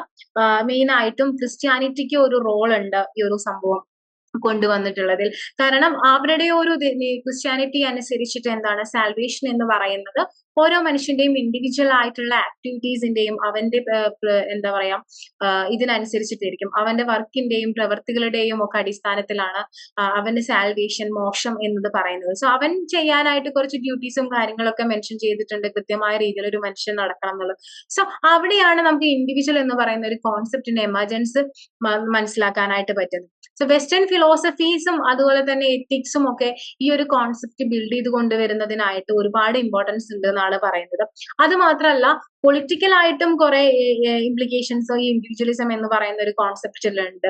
മെയിൻ ആയിട്ടും ഈ ലിബറലിസം, ക്യാപിറ്റലിസ്റ്റ് എത്തിക്സ്, ഇൻഡിവിജ്വലിസം എന്നീ പറയുന്ന തോട്ട്സും കാര്യങ്ങളൊക്കെ ഈ ഒരു സമയത്ത് കൊണ്ടുവന്നിട്ടുള്ളത് എന്തിനു വേണ്ടിയിട്ടായിരുന്നു, ഇൻഡിവിജ്വലിന്റെ ഇമ്പോർട്ടൻസ് പറഞ്ഞുകൊണ്ടാണ്. ഒരു മനുഷ്യൻ ഈ യൂറോപ്യൻ സൊസൈറ്റിയിൽ ഇൻഡിവിജ്വലിന് വളരെയധികം ഇമ്പോർട്ടൻസ് ഉണ്ട്. കളക്റ്റീവ് നമുക്ക് ഫ്യൂഡലിസത്തിലും കാര്യങ്ങളിലൊക്കെ കാണാനായിട്ട് സാധിക്കുന്നത് കളക്റ്റീവ് ആയിട്ടുള്ള ഫാമിംഗ് കാര്യങ്ങളൊക്കെ ആണെങ്കിൽ കുറച്ചും കൂടി മോഡലിലോട്ട് ചെല്ലുമ്പോൾ ഇൻഡിവിജ്വൽസിന് അവന്റേതായ ഒരു ഫ്രീഡം കൊടുക്കുന്ന രീതി, അല്ലെങ്കിൽ ഇൻഡിവിജ്വലിന്റേതായ രീതിയിൽ പ്രവർത്തിക്കുവാനും ഒക്കെ ഉള്ള ഒരു സ്വാതന്ത്ര്യം കൊടുക്കുന്നുണ്ട്. സോ ഇതിന് ഫസ്റ്റ്ലി ഒരു എന്താ പറയാ തിയറി ആയിട്ട് വരുന്നത് കാൽവിൻ ആണ്. കാൽവിന്റെ കോൺസെപ്റ്റ് ഓഫ് കോളിംഗ് എന്ന് പറയുന്ന ഒരു തിയറി. സോ ഈ ഒരു തിയറിയിൽ ഇദ്ദേഹം ഡിസ്ക്രൈബ് ചെയ്യുന്നത് എന്താന്ന് വെച്ചിട്ടുണ്ടെങ്കിൽ അദ്ദേഹം ഒരു റിലീജിയസ് ഐഡിയ ആണ് കൊണ്ടുവന്നത് ക്രിസ്ത്യാനിറ്റിയുടെ ഭാഗമായിട്ട്. സോ അദ്ദേഹം പറയുന്നത് ഗോഡ് എന്താണ് നമുക്ക് ഓരോ ഇൻഡിവിജ്വലിനും വേണ്ടിയിട്ട് ഒരു സെറ്റ് ഓഫ് ടാസ്കുകൾ അറേഞ്ച് ചെയ്തിട്ടുണ്ട്. സോ ആ ടാസ്കുകളെല്ലാം കംപ്ലീറ്റ് ചെയ്യുക എന്നുള്ളത് ഒരു മനുഷ്യന്റെ ഡ്യൂട്ടിയാണ്. സോ അതെന്താണ്, അതിലൂടെ മാത്രമേ സാൽവേഷൻ വരൂ, അല്ലെങ്കിൽ ആ ടാസ്കുകൾ കംപ്ലീറ്റ് ചെയ്ത് അവന്റെ ഡ്യൂട്ടീസ് ഫുൾഫിൽ ചെയ്തിട്ടുണ്ടെങ്കിൽ മാത്രമാണ് അവന് കംപ്ലീറ്റ് ആയിട്ടുള്ള ഒരു സാൽവേഷൻ അല്ലെങ്കിൽ റിലീജിയസ് ആയിട്ടുള്ള ഒരു പ്യൂരിഫിക്കേഷനും കാര്യങ്ങളൊക്കെ സാധ്യമാകുന്നു എന്നുള്ള രീതിയിലാണ് അദ്ദേഹം കൊണ്ടുവന്നിട്ടുള്ള ഈ ഒരു കോൺസെപ്റ്റ് എന്ന് പറയുന്നത്. സോ ഇത് ഒരു മനുഷ്യന്റെ എവരിഡേ ആക്ടിവിറ്റീസിനെയും ആക്ഷൻസിന്റെയും നല്ല റിലീജിയൻസ് ആയിട്ടുള്ള സിഗ്നിഫിക്കൻസ് ചൂണ്ടിക്കാണിക്കുന്നു എന്നുള്ളതാണ്. സോ ഇദ്ദേഹത്തിന്റെ ഈ ഒരു കോൺസെപ്റ്റ് സത്യം പറഞ്ഞിട്ടുണ്ടെങ്കിൽ ഇൻഡിവിജ്വലിസം എന്ന് പറയുന്ന ആ ഒരു തിയറിക്ക്, ഇൻഡിവിജ്വലിസം എന്ന് പറയുന്ന ആ ഒരു മൂവ്മെന്റിന് ഒരുപാട് കോൺട്രിബ്യൂഷൻസ് കൊടുക്കുന്നുണ്ട്. ഇപ്പൊ ഒരു വെസ്റ്റേൺ സൊസൈറ്റി മാത്രമല്ല ഇൻഡിവിജ്വൽ ആയിട്ടുള്ള പല കാര്യങ്ങൾക്കും ഇമ്പോർട്ടൻസ് കൊടുക്കുന്നത്, മറിച്ച് ബാക്കി പല സിവിലൈസേഷൻസും നമ്മൾ ഗ്ലോബൽ ഹിസ്റ്ററി നോക്കുകയാണെങ്കിൽ ഇൻഡിവിജ്വൽസിന് ഇമ്പോർട്ടൻസ് കൊടുക്കുന്നുണ്ടെങ്കിൽ പോലും ഈ ഒരു ലെഗസി കണ്ടിന്യൂ ചെയ്തത്, അല്ലെങ്കിൽ ഈ ഒരു മോഡേൺ പീരീഡിലോട്ട് ഇൻഡിവിജ്വലിസം എന്ന് എന്ന് പറയുന്ന ഇത് കൊണ്ടുവന്നിട്ടുള്ളത് ഈ യൂറോപ്പിൽ തന്നെയാണ്. സോ എന്താ പറയാ ഇവിടെ ഇദ്ദേഹം എന്നാൽ ഈ കാൽവിനെ എന്താ പറയാ ഈ ഒരു തിയറീനെ ലൂതർ പോലെയുള്ള ആളുകള് പറഞ്ഞിരുന്നത് ഇത് ശരിക്കും പറഞ്ഞിട്ടുണ്ടെങ്കിൽ ഒരു പ്രോ ക്യാപിറ്റലിസത്തിന്റെ ഒരു മോഡൽ ആയിട്ടാണ്. ലൈക്ക് ക്യാപിറ്റലിസത്തിന് ഏറ്റവും കൂടുതൽ ഇമ്പോർട്ടൻസ് കൊടുക്കുന്ന ഇൻഡിവിജ്വലിനും പ്രോഫിറ്റിനും ഒക്കെയാണ്. സോ കൃത്യമായ രീതിയിൽ ആളുകൾ പണിയെടുത്ത് നല്ല രീതിയിൽ ലാഭം ഉണ്ടാക്കുക, നല്ല രീതിയിൽ ജീവിക്കുക എന്നുള്ള ഒരു കോൺസെപ്റ്റുമായിട്ടാണ് ഇദ്ദേഹത്തിന്റെ ഈ ഒരു കാൽവിൻ സ്കോളിങ്ങിനെ പിന്നീട് കണക്ട് ചെയ്യപ്പെടുന്നത്. പക്ഷെ ഇതൊരിക്കലും അദ്ദേഹം എന്താ പറയാ സ്വമേധയായി ഇങ്ങനെ ക്രിയേറ്റ് ചെയ്തിട്ടുള്ളതല്ല.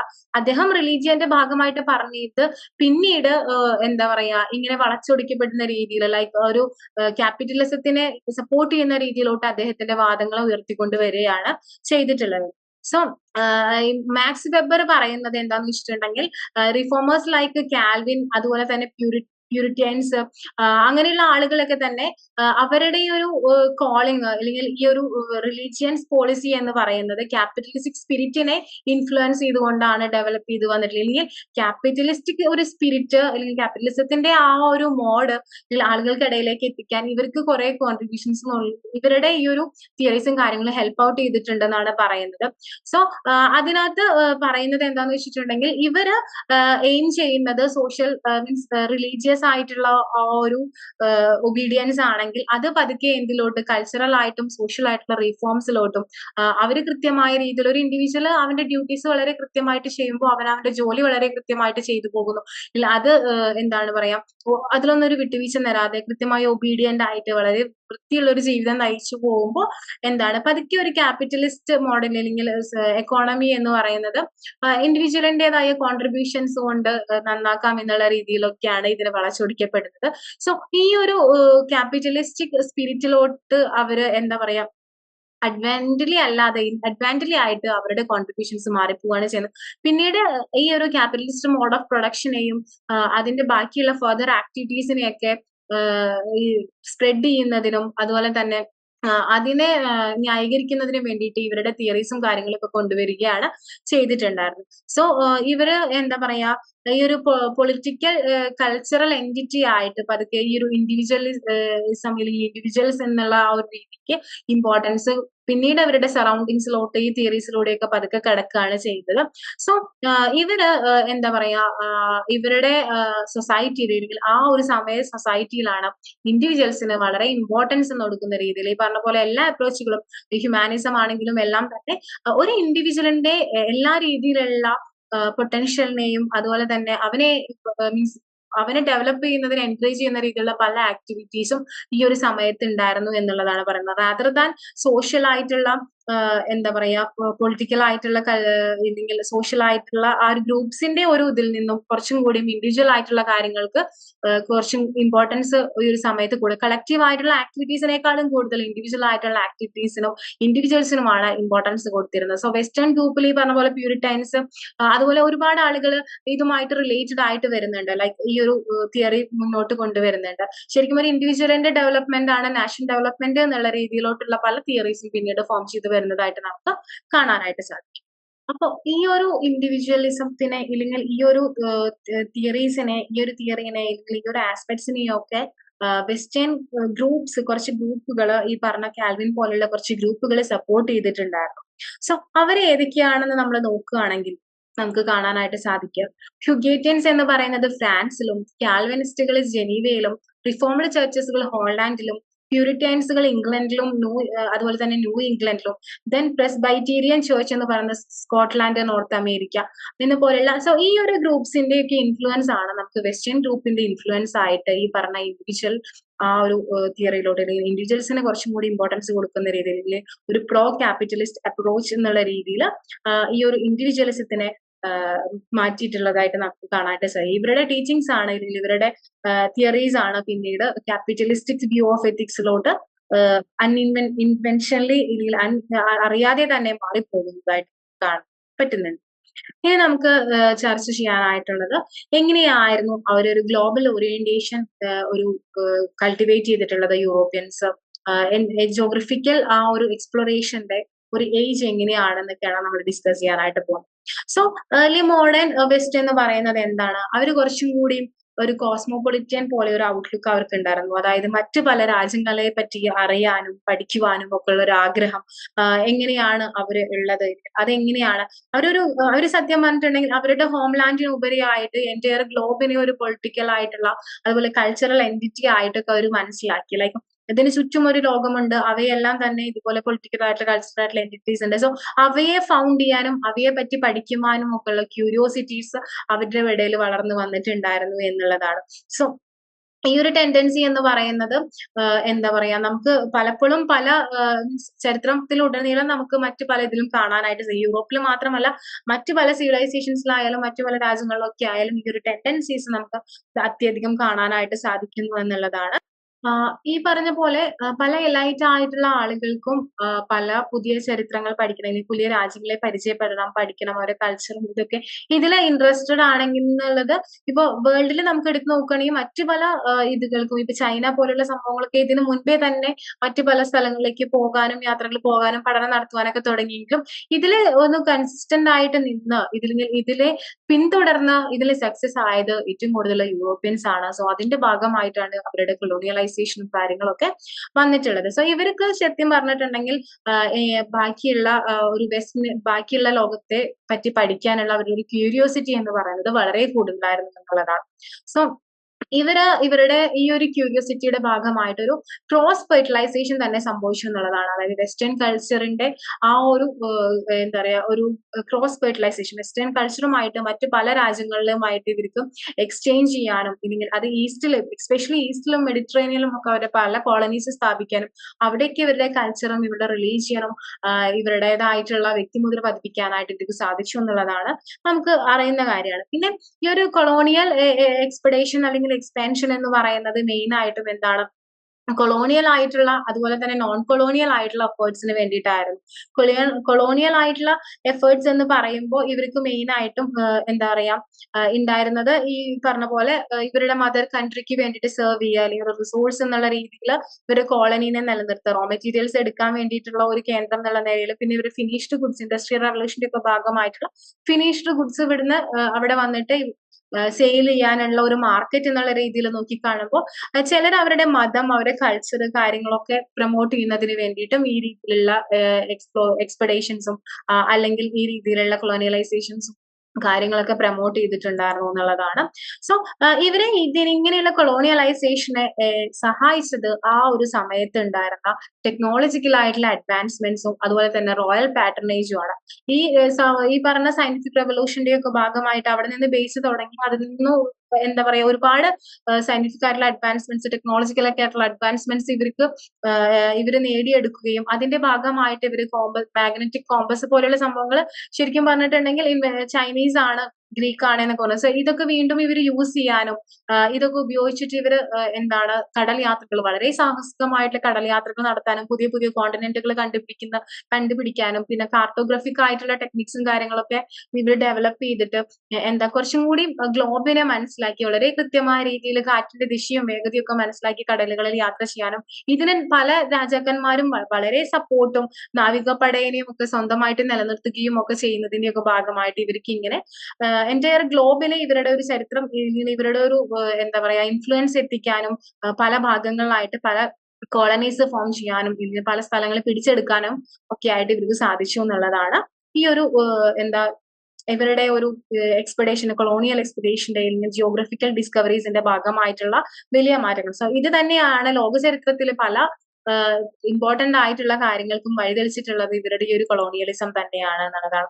സോ ഇവരുടെ ഒരു എക്സ്പ്ലോറേഷന്റെ ഒരു ഇമ്പാക്ട്സ് എന്ന് പറഞ്ഞിട്ടുണ്ടെങ്കിൽ നമുക്ക് പല രീതിയിലായിട്ട് പറയാനായിട്ട് പറ്റും. അപ്പൊ മെയിൻ ആയിട്ടും ഇവരുടെ ഒരു യൂറോപ്യൻ എക്സ്പ്ലോറേഷന്റെ വൺ ഓഫ് ദി ഇമ്പാക്ട് എന്ന് പറഞ്ഞിട്ടുണ്ടെങ്കിൽ എന്താണ്, സോ യൂറോപ്യൻസിന്റെ ഈ ഒരു അമേരിക്കൻ ഡിസ്കവറി എന്ന് പറയുന്നത് തന്നെ ഈ യൂറേഷ്യൻ സിവിലൈസേഷൻസിന്റെ ആ ഒരു വേൾഡിനെ പറ്റിയിട്ടുള്ള ഒരു നോളേജിനെ തന്നെ ഒരുപാട് മാറ്റിമറിച്ചു. ഇതേപോലെ കുറെ രാജ്യങ്ങളൊക്കെ നിലവിലുണ്ടെന്നും സോ ഇവയെ ഇന്ത്യ ആണെന്ന് കരുതിയിട്ടാണ് അവർ അമേരിക്ക കണ്ടുപിടിക്കുന്നത് അല്ലെ. സോ ഇനി ഇതുപോലെയുള്ള വെൽത്തി ആയിട്ടുള്ള പല രാജ്യങ്ങളുണ്ടെന്നും അവർക്ക് ഓരോരോ കാര്യങ്ങളുണ്ട് എന്നുള്ള കാര്യങ്ങളൊക്കെ ഇവരുടെ ഒരു വ്യൂ പോയിന്റിൽ ഒരുപാട് മാറ്റം വന്നിട്ടുള്ള കാര്യമാണ്. അതുപോലെ തന്നെ എന്താണ് ശരിക്കും പറഞ്ഞിട്ടുണ്ടെങ്കിൽ യൂറോപ്പിനെ പറ്റിയും ഈ പറഞ്ഞ പോലെ വെസ്റ്റിന്റെ ഹിസ്റ്ററിയെ പറ്റിയിട്ടും മറ്റു ഫലങ്ങളിലേക്കും മറ്റു പല സ്ഥലങ്ങളിലേക്കും ഒരുപാട് ഇൻഫോർമേഷൻ എത്തിയിട്ടുണ്ട് ഇവരുടെ ഈ ഒരു എക്സ്പ്ലോറേഷൻ വഴിയായിട്ട്. അതുകൂടാതെ തന്നെ യൂറോപ്പിലെ എന്താ പറയാ പല രാജ്യങ്ങളുടെയും ഒരു ഇത് ലൈക്ക് സിഗ്നിഫിക്കൻസ് ഉയർന്നു വരികയാണ് ഈ ഒരു സമയത്ത്. മറ്റേ റെസ്റ്റ് ഓഫ് ദ വേൾഡില് ഈ പറഞ്ഞ പോലെ ഈ വെസ്റ്റിന്റെ ഒരു ഇമ്പോർട്ടൻസ് കുറച്ചും കൂടി ഈ ഒരു എക്സ്പ്ലോറേഷന്റെ ഭാഗമായിട്ട്. അതുപോലെ തന്നെ ഈ ഒരു എക്സ്പ്ലോറേഷന്റെ മോട്ടീവ്സ് ആയിട്ട് ഇവർക്ക് ഉണ്ടായിരുന്നത് മെയിൻ ആയിട്ടും പോർച്ചുഗീസ് അതുപോലെ തന്നെ സ്പാനിഷ് സെയിലേഴ്സിന് ഉണ്ടായിരുന്നത് എന്താണെന്ന് വെച്ചിട്ടുണ്ടെങ്കിൽ ഇവരുടെ ഈ ഒരു റൂളേഴ്സിന്റെ സപ്പോർട്ടോട് കൂടിയൊക്കെ ഇവർ വരുന്നത് മെയിൻ ആയിട്ടും വെൽത്ത് അതുപോലെ തന്നെ എന്താണ് സ്പേസ് ട്രൈഡ് കൺട്രോൾ ചെയ്യുന്നതിന് വേണ്ടിയിട്ട് മിലിറ്ററി ഗ്ലോറിക്ക് വേണ്ടിയിട്ടും പിന്നെ ക്രിസ്ത്യാനിറ്റി ഇവർക്ക് സ്പ്രെഡ് ചെയ്യുന്നതിന്റെയും ഭാഗമൊക്കെ ആയിട്ടാണ് ഇവരുടെ ഒരു എക്സ്പ്ലോറേഷൻസ് ഉണ്ടായിരുന്നത് അല്ലെങ്കിൽ ഈ ഒരു വോയേജ് ഒക്കെ ഇവര് കണ്ടക്ട് ചെയ്തിരുന്നത് അതിന്റെ ഭാഗമായിട്ടായിരുന്നു. ഇവരെ അതിന് ഹെൽപ്പ് ചെയ്യുന്നത് തന്നെ ടെക്നിക്കൽ അഡ്വാൻസ്മെന്റ്സ് ആയിട്ടുള്ള കാരവല് അതുപോലെ തന്നെ ട്രയാങ്കുലർ സെയിൽസും അതുപോലെ മീൻസ് നാവിഗേറ്റേഴ്സിനെ ട്രെയിൻഡ് ആയിട്ടുള്ള നാവിഗേറ്റേഴ്സ് അപ്പോ നാവിഗേറ്റേഴ്സ് കറക്റ്റ് ആയിട്ട് കാറ്റിന്റെ ദിശയെ മനസ്സിലാക്കി സഞ്ചരിക്കുന്നതിന് വേണ്ടിയിട്ടുള്ള ആളുകളൊക്കെ തന്നെ ഇവരുടെ ഈ ഒരു എക്സ്പെഡീഷൻസിനെ അല്ലെങ്കിൽ ഇവരുടെ ഈ ഒരു വരവിനെ സപ്പോർട്ട് ചെയ്യുന്നതിന് അല്ലെങ്കിൽ ഇവരുടെ ഈ ഒരു കൊളോണിയലൈസേഷന്റെ ഫസ്റ്റ് സ്റ്റെപ്പിനെയൊക്കെ സപ്പോർട്ട് ചെയ്യുന്ന രീതിയിലായിട്ട് ഉണ്ടായിരുന്നു എന്നുള്ളത്. ഇവരുടെ ഒരു മോട്ടീവ് എന്ന് പറഞ്ഞിട്ടുണ്ടെങ്കിൽ നമ്മൾ പറയുന്നുണ്ട് ഗോൾഡ്, ഗ്ലോറി അതുപോലെ തന്നെ ഗോഡ് എന്ന്. അതായത് ഗോൾഡ് ഇവർക്ക് മാക്സിമം വെൽത്ത് അക്യുമുലേറ്റ് ചെയ്യുന്നതിന് വേണ്ടിയിട്ടും ഗ്ലോറി എന്ന് പറയുന്നത് ഈ പറഞ്ഞ യൂറോപ്പിന്റെ സിഗ്നിഫിക്കൻസ് അല്ലെങ്കിൽ വെസ്റ്റിന്റെ സിഗ്നിഫിക്കൻസ് ഇവരുടെ രാജ്യത്തിന്റെ സിഗ്നിഫിക്കൻസ് യൂറോപ്പിന്റെ എന്നല്ല വരുന്ന രാജ്യത്തിന്റെ സിഗ്നിഫിക്കൻസ് മറ്റു പല സ്ഥലങ്ങളിൽ അല്ലെങ്കിൽ അവരുടെ ഒരു മഹത്വം എല്ലായിടത്തും എത്തിക്കുന്നതിന് വേണ്ടിയിട്ടും അതുപോലെ തന്നെ ഇവരുടെ മതം എല്ലായിടത്തും എത്തിക്കുന്നതിന് വേണ്ടിയിട്ടും ഒരു ഭാഗമായിട്ടാണ് ഇവര് ഈ ഒരു കടൽ യാത്രകളും അതുപോലെ തന്നെ നാവികപ്പടകളും കാര്യങ്ങളൊക്കെ മുന്നോട്ട് വന്നിട്ടുണ്ടായിരുന്നു. സോ നെക്സ്റ്റ് ടോപ്പിക് നമ്മൾ പറയുന്നത് എന്താണ് ട്രേഡ് കോളനീസ് ആൻഡ് മെർക്കന്റിലിസം ആണ്. ഇപ്പൊ ട്രേഡ് ഇവരുടെ മോട്ടീവായിട്ട് വന്നിരുന്ന ഈ പറഞ്ഞ പോലെ ട്രേഡ് ആണ്. പിന്നീട് ഇവർ അതിനെ ഇവരെ ട്രേഡ് നടത്താനായിട്ട് വന്നിട്ടുള്ള ആ ഒരു രാജ്യത്തെ അല്ലെങ്കിൽ ആ ഒരു സ്ഥലത്തെ ആ ഒരു പ്രദേശത്തെ ഇവർ കോളനീസ് ആക്കി മാറ്റുന്നു. അതിലൂടെ ഇവരുടെ എക്കണോമിക് പോളിസി ആയിട്ടുള്ള മെർക്കന്റിലിസം അപ്ലൈ ചെയ്യുന്നു. സോ ഇത് മൂന്നും കണ്ടിന്യൂസ് ആയിട്ട് വരുന്ന ഓരോ പ്രൊസീജിയേഴ്സ് ആണ്. സോ ട്രേഡ് ആയിട്ട് ഇവർ സ്പേസ് ട്രേഡ് ആയിട്ട് ഇപ്പൊ ആദ്യം വരുന്നു. അവിടെ എന്ത് ചെയ്യുന്നു ഇവരുടെ കോളനീസ് എന്താ പറയാ അതിനെ ഇവർ കോളനി വൽക്കരിക്കുന്നു, കോളനി ആക്കി മാറ്റുന്നു.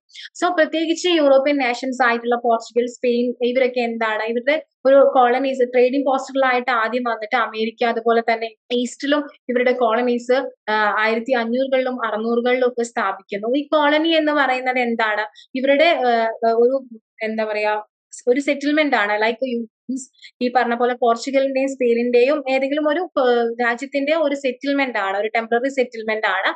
ഇവരുടെ പാരന്റ് ആയിട്ടുള്ള കൺട്രിയുമായിട്ട് ട്രേഡിന് വേണ്ടിയിട്ടും അവിടെ നിന്ന് ഇവർക്ക് ഒരു ഡയറക്റ്റ് ഗവൺമെന്റ് കൺട്രോളും ഇവര് നടത്തുന്നുണ്ടായിരിക്കും. അവരുടെ നിന്നും ഇവര് ഒരു പാരന്റ് കൺട്രി ഇവർക്ക് ഉണ്ടായിരിക്കും. അതിന്റെ കീഴിലായിട്ട് ഇവർക്ക് ട്രേഡ് നടത്തുന്നതിനും അല്ലെങ്കിൽ ഇവരുടെ ആ ഒരു അധീനതയിലും വരുന്ന ഒരു പ്രദേശത്തെയാണ് നമ്മൾ കോളനീസ് എന്ന് പറയുന്നത്.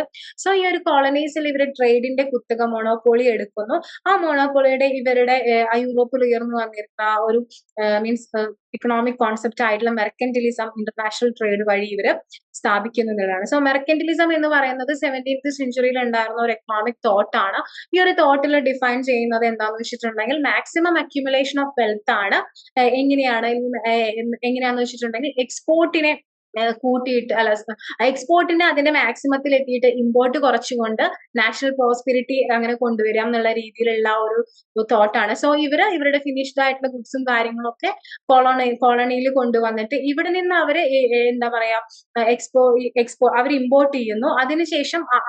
അതിനുശേഷം അവർ എക്സ്പോർട്ട് ചെയ്യുന്നത് അവിടേക്ക് റോ മെറ്റീരിയൽസ് അതുപോലെ തന്നെ അവർക്ക് ആവശ്യമായിട്ടുള്ള സ്പൈസസ് അങ്ങനെയുള്ള കാര്യങ്ങൾ അങ്ങോട്ടേക്ക്. സോ ഇവര് മെയിൻ ആയിട്ടും ഇവരുടെ ഒരു ഇക്കണോമിക്കൽ ഗ്രോത്തിന് വേണ്ടി മെർക്കന്റിലിസം ഇവിടെ മെർക്കന്റിലിസം കൊണ്ടുവരുന്നു. സോ അതിനെ സപ്പോർട്ട് ചെയ്യുന്നതിന് വേണ്ടിയിട്ട് എന്താ പറയാ അവരുടെ ഒരു ബാലൻസ് ഓഫ് ട്രേഡിന് വേണ്ടിയിട്ട് കുറെ താരിഫ് അതുപോലെ തന്നെ എന്താ പറയാ കുറെ ഇതുകൾ മീൻസ് ലൈക്ക് ഈ ബാലൻസ് ഓഫ് ട്രേഡിന് ആവശ്യമായിട്ടുള്ള പല കാര്യങ്ങളും ഗവൺമെന്റിന്റെ ഭാഗത്ത് നിന്ന് സപ്പോർട്ട് ചെയ്യുന്നതിന് വേണ്ടിയിട്ടുണ്ട്. സോ ഇവരുടെ ഈ ഒരു ഗോൾഡ് സിൽവർ റിസർവേഴ്സ് നിറയ്ക്കുന്നതിന് വേണ്ടിയിട്ടാണ് കൊളോണിയൽ കൺട്രീസുമായിട്ടുള്ള ട്രേഡ് റിലേഷനും അതിന്റെ ഒരു മാക്സിമം എക്സ്പ്ലോയിറ്റേഷനും ഒക്കെ ഇവര് നടത്തിയിട്ടുണ്ടായിരുന്നു. സോ ഈ ഒരു മെർക്കന്റിലിസം എന്ന് പറയുന്ന ഈ ഒരു വാദത്തിൽ അല്ലെങ്കിൽ ഈ ഒരു എക്കണോമിക് പോളിസിയിൽ ഇവർ ഉദ്ദേശിക്കുന്നത് മാക്സിമം വെൽത്ത് അക്യുമുലേഷൻ ആണ്. ഗോൾഡിന്റെയും സിൽവറിന്റെയും ഒക്കെ റിസർവേഴ്സ് എടുക്കുക, ഇല്ലെങ്കിൽ മാക്സിമം ആയിട്ട് ഒരു കൺട്രീനെ ഒരു എക്കണോമിക്കൽ പ്രോസ്പെരിറ്റി അറ്റൈൻ ചെയ്യുക എന്നുള്ളത്. ഇതിന്റെ ഭാഗമായിട്ട്